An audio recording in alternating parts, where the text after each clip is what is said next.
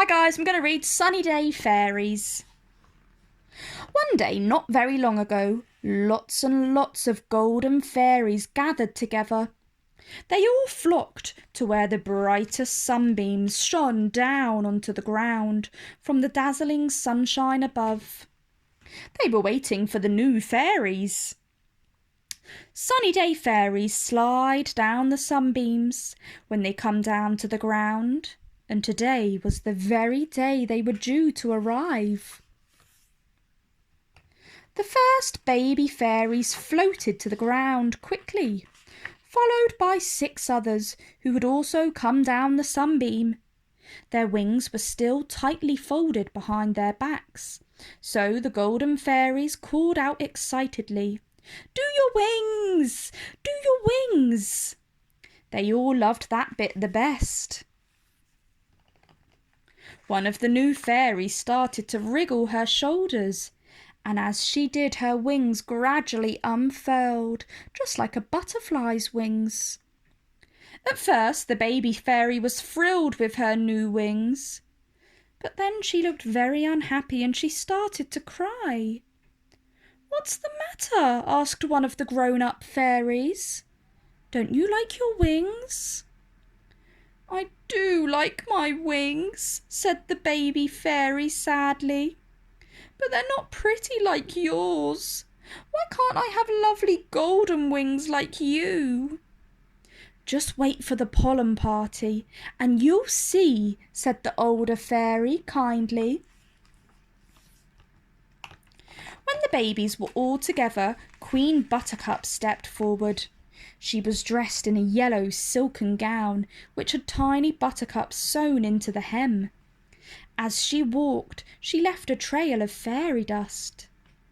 "Now you must come with us," she said. "We'll take you to the buttercup meadow, and there you will have a surprise." All of the golden fairies fluttered up into the air, holding hands with the new fairies, as some of them couldn't fly very well.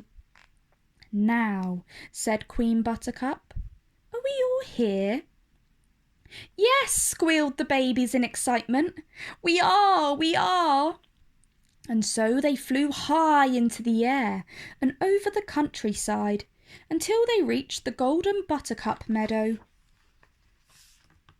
Once they were all there, Queen Buttercup told the older fairies to take the babies to the buttercups. There was much laughter as the brown and grey-winged fairies were led to the tall golden flowers.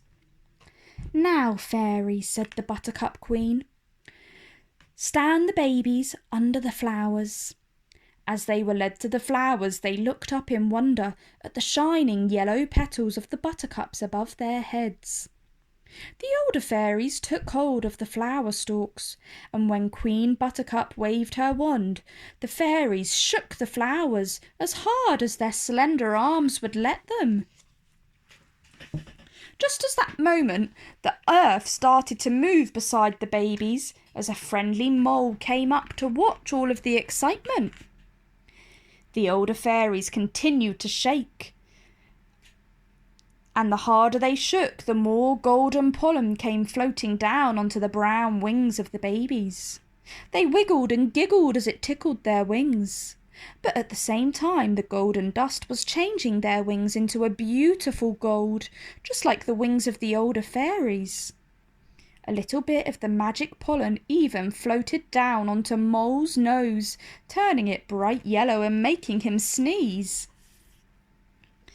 The fairies were so happy that they laughed and danced and fluttered all afternoon. When they were tired, they curled up and went to sleep in the empty bird's nest scattered about the hedge to dream of the fun they would have together on all of the sunny days to come.